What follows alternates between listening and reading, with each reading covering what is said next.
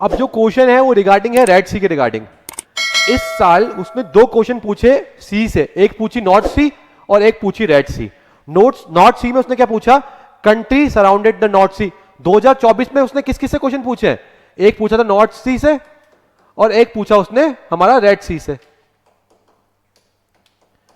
अभी उसने रेड सी के अराउंड कंट्रीज ना पूछ के रेड सी की कैरेक्टरिस्टिक्स पूछ ली। रेड सी कहते ही इसलिए हैं क्योंकि उसमें क्या होता है, वर्षा की मात्रा क्या होती है, हमारी जो वर्षण होता है वो क्या होता है, कम होता है।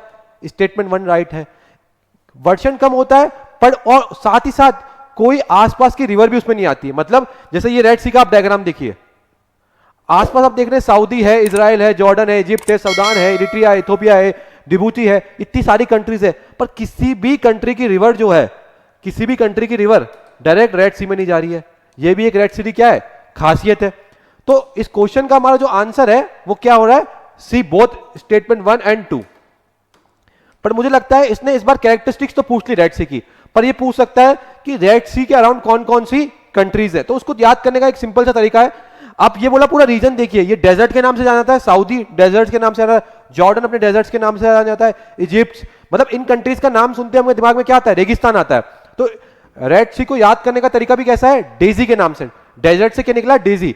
तो इस डेजी को कैसे लिखूंगा मैं, DEESY, डी फॉर जिबूती, यहां देखिए आप जिबूती लिखा हुआ है, E for Eritrea, E for Egypt, S for हमारा सूडान या फिर सऊदी, दोनों कंट्रीज हो गई, और हमारा वाई फॉर क्या हो जाएगा, येमेन। तो ये कंट्रीज जो है वो सराउंडेड करती हैं किसके, रेड सी के रिगार्डिंग।